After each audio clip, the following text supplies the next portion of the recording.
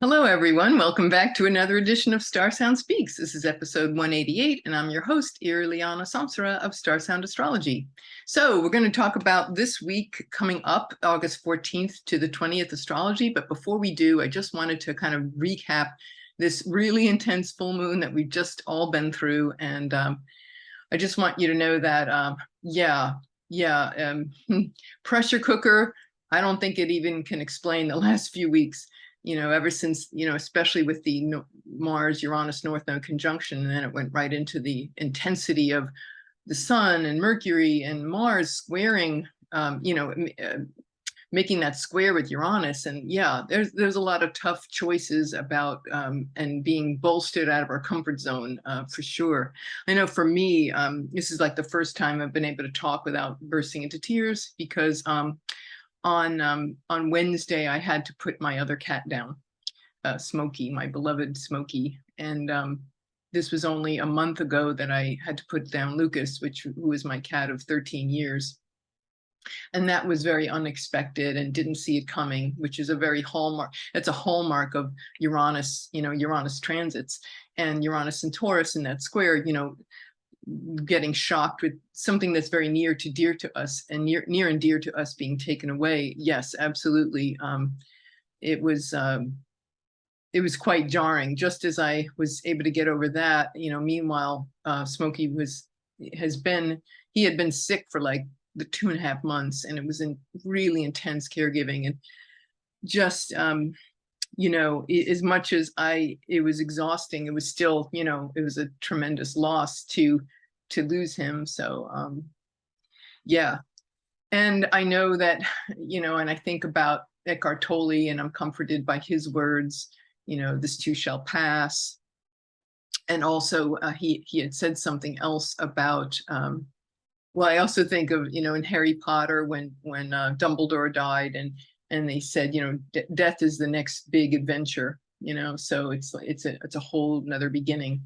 And I really found comfort in, and if I share this with you, and I know many of you, I've heard, been going through this, but this pressure cooker, especially Leo, Taurus, Scorpio, Aquarius, the fixed signs, that you have planets there, your sun or other planets, definitely more pronounced. Anyway, of course, Scorpio and Taurus is where the eclipses are happening. So there's all this lot of change and foment. Anyway, but the thing that I really love too about Eckhart in his book A New Earth, he says that life and death are really not opposites. Birth and death are opposites. Life is always happening in the background. So I had to keep reminding myself of that. And I could feel it too. I'm just in the presence of, when I see empty, I can't even put the pet bowls away, it's like, and feeling that emptiness, but knowing that there was this life is still going on and always will, and just in different forms. And if anything, the full moon with the opposition, with the conjunction with Saturn, was about, containers and things that cannot, and endings and things that must be let go of, even if they were very dearly cherished. Full moon, Aquarius, opposition Leo, cats, right? Very obvious.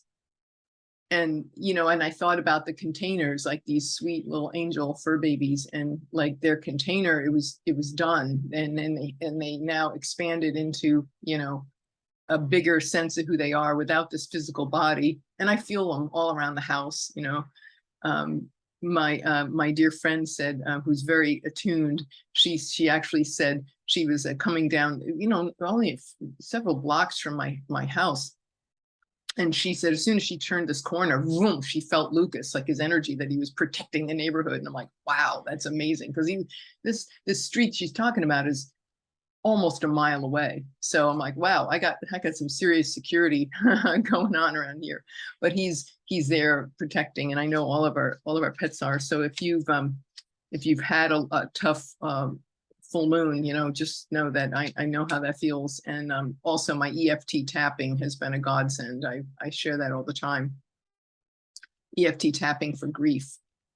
it can be for anything, but it's certainly, and it's been coming in waves. So I just tap and keep on, this is a new structure for me, is to just keep incorporating this on a very structured, disciplined, being more disciplined with my time. I'm seeing all these various lessons from the full moon, and certainly, having to do the right thing. And there's this sense of wisdom and maturity that comes along with a full moon in Aquarius conjunct Saturn, a retrograde Saturn, how to recreate, how to create a foundation, and what foundations need to be laid that are new and are going to serve the future, versus letting go of the things that no longer are, and they needed to end. Saturn was always the endings planet in the ancient tradition. But anyway, I just wanted to share that. So thank you so much also for all your lovely prayers and well wishes. It's really great. There was something else, a little more visual, I want to show you. This is also what happened to me as this is going on. The night before I had to put Smokey down, I was sitting outside in the backyard, and I stood up and I kind of like lost my balance a little when I was getting up. And what did I do? I stepped on my glasses. So it's like, oh my God. But that wasn't enough. As if that were enough, I had another pair of driving glasses, and they were, I was sitting out, I must have been sitting out in the yard, just at night, and I didn't realize it. I had my glasses, I usually have them on my head, and I must have put them down and got up and walked away. Well, the lawnmower people came the next day with their giant right around mowers, and that was the end of that pair of glasses. So I went looking all over the house for them, and I could have sworn they were in my house, but no, they were reincarnated.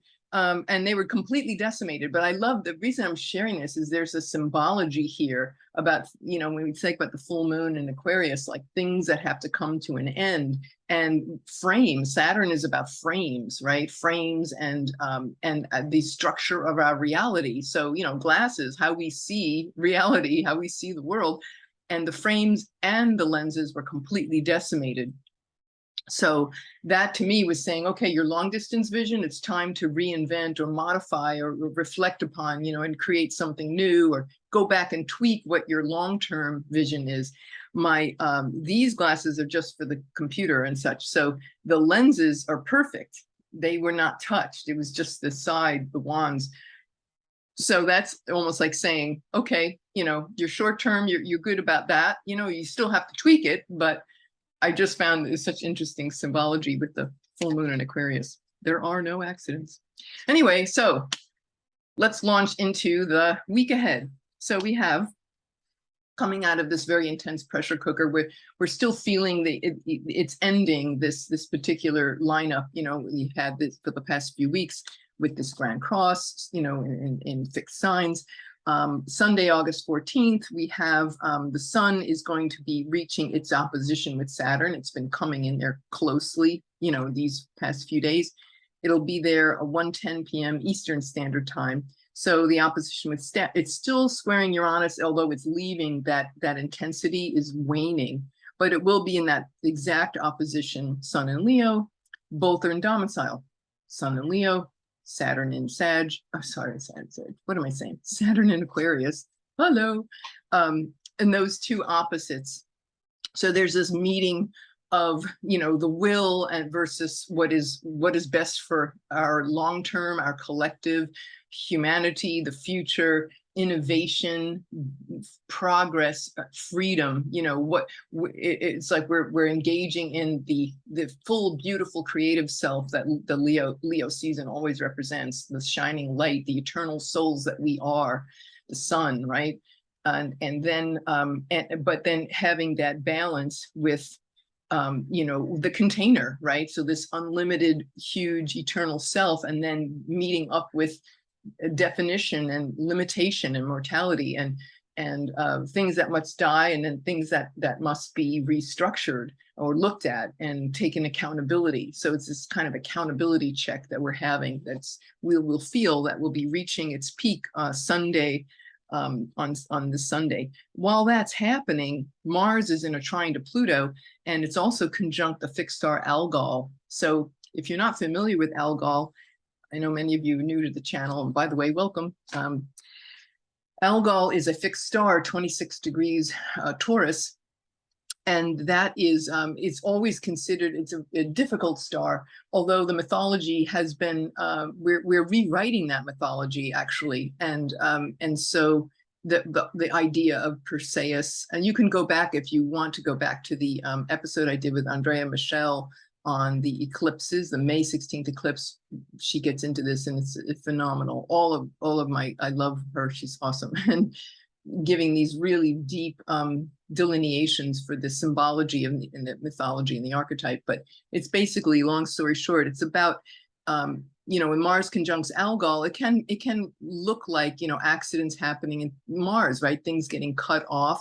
But Mars is also about goals. And in the sign of Taurus, where it's very where it's not in its home sign, it's like Mars, it's like the way in which we set our goals and we move forward is now in a place that we might find uncomfortable, not the normal, usual way of doing things. Certainly with the conjunction with Uranus, it was definitely opening our eyes to that. So that Mars and Uranus, Mars conjunct Algol, you know, we can, we're looking at this whole mythology of the, you know, the Perseus slaying the Gorgon Medusa, the head with the snakes, you know, very prominent mythological story in the Greek mythology. And so it's definitely, you know, if we read it into a more humanist perspective about women losing their voice and, you know, why she lost her voice, it's, you know, being our full authentic selves, are fully expressed in our full sensuality, you know, and so he slain her because Athena wanted her dead because she was having sex on the temple grounds. Oh my God, horrible, right? So there's all this jealousy and power tripping and all that goes on, you know, the shadow of that. And it's like, well, what are we doing? Mars conjunct Algol, you know, that's a real intense confrontation with these themes and subjects. And how can we move forward, Mars, right, in a new fashion? And with the trine to Pluto in Capricorn, I love the fact that the goals, you know, Pluto is lending its regenerative emphasis here. It's like, look, we're rewriting history, we're rewriting society, we're extricating toxicity and poisons that have been systemically embedded in our culture for centuries. And so as we, and so this is like the opportunity for Pluto to say, here's some fundamental repair, maybe facing some deep shadows, you know, around our will and our drive and our ambition and how we get things done. And there's this sense of understanding some deep issues here, but all for the purpose of reconstructing in a new and sustainable way that's going to be healthy, that's going to be free of the poisonous subconscious patterns that we may have had around how we move. So we really, you know, we would really be feeling that mostly Sunday, you know, as it goes into that conjunction with Algol and the trine to Pluto, and then, you know, fade out over the next day or so. Monday, the 15th, Mars is going to be, right after that, it hits up with the lunar eclipse. Last November's lunar eclipse point was 27 degrees Taurus, 14 minutes.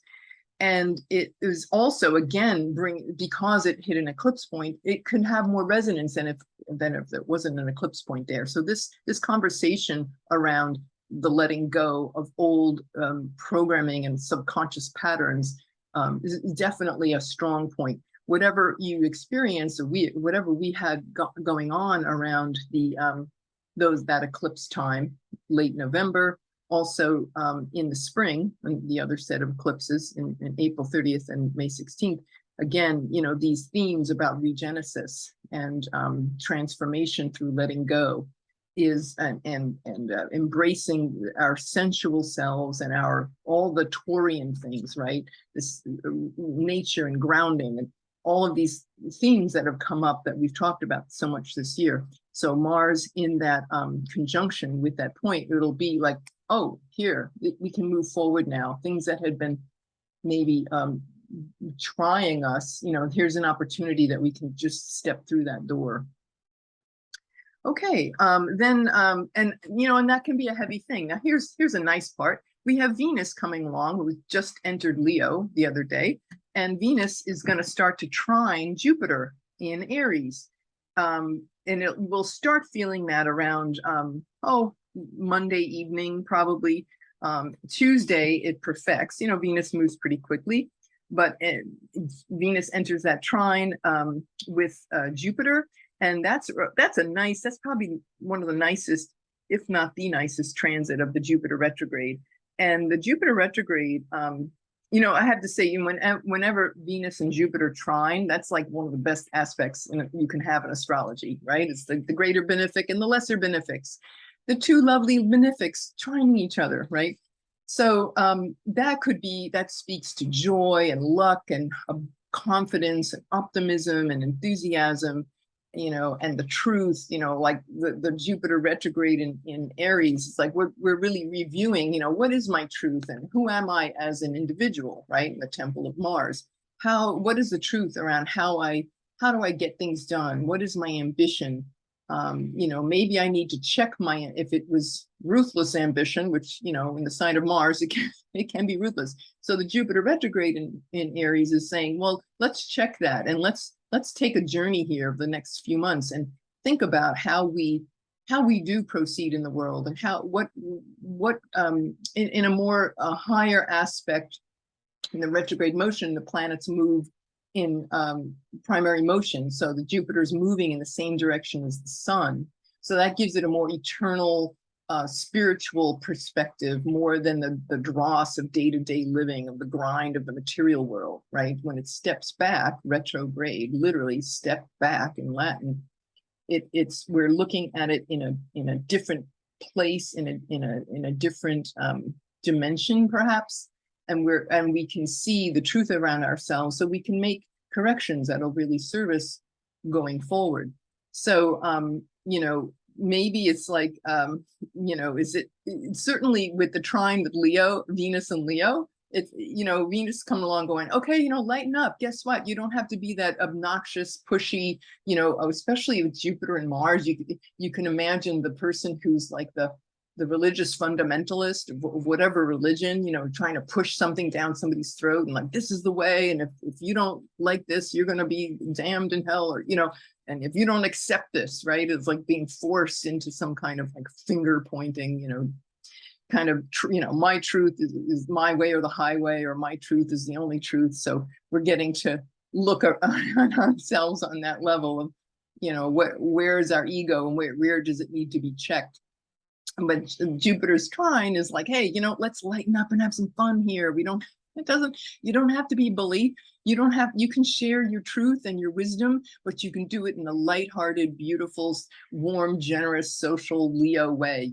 Have fun with it, have a party with it, be exuberant, maybe make songs and plays and act and sing and dance, and socialize and party and have fun, so I think that'll be a really cool, you're just kind of witnessing what goes on with that. So that'll start around Tuesday. It'll peak Thursday, this 18th, 4:02 a.m. Eastern time. So a little later in the day if you're in Europe.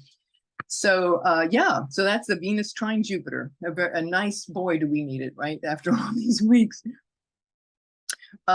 Friday, August 19th, the sun is going to square Algol. So first Mars is conjunct, it trines Pluto, Algol, then the sun squares it. So again, the sun representing our vital life force, our eternal, our spirit soul, squaring off with this very, I will say, historically challenging, but we can see it as we've been sharing, seeing it in a higher mind way about finding our voice, and what will it take to find our voice and be these beautiful, self-expressed, beings on this planet. So that's sun passes by Algol 19th. And then we have two more things to talk about. Saturday, August 20th, dun, dun, dun, dun, two things happen. Mars finally enters the sign of Gemini. So it's been in Taurus, right? It's about a little more than 5 weeks. Was it 7 weeks to go through a sign? Now, Mars going into Gemini, 0 degrees, 3:56 a.m. on Saturday, August 20th, Eastern time. 2 hours, about an hour later, Mercury will go into its shadow for the retrograde. Now, wait, what am I hearing? Whining. What's this whine? Stop your whining. Okay, none of that. We will not have this. I have to say, I've learned to love, I should write a book, how I learned to love Mercury retrograde.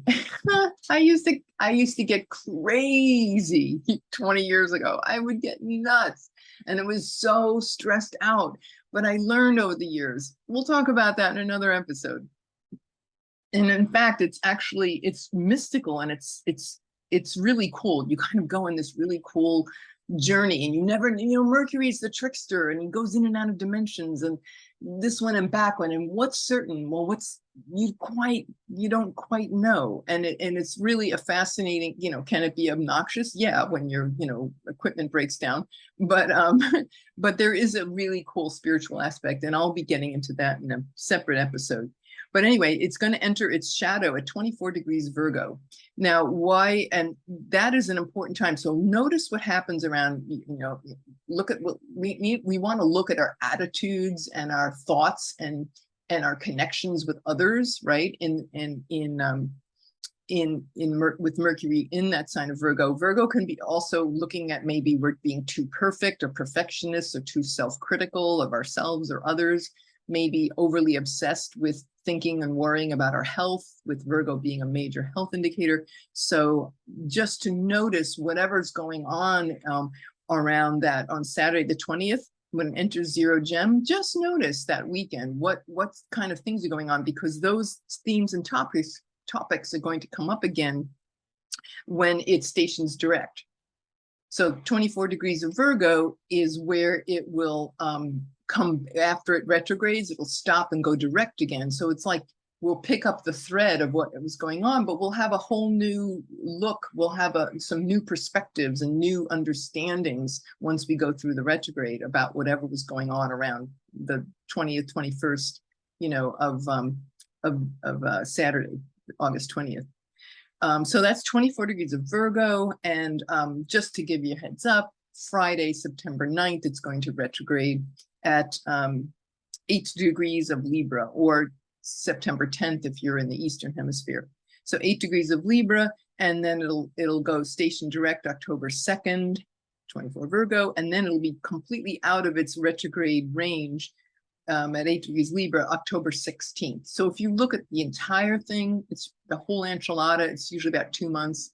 But just to calm you down, if you're upset, you can just think about the shadow as themes start to come up. The actual retrograde's about 3 weeks. So that's what I want to say about Mercury retrograde for now.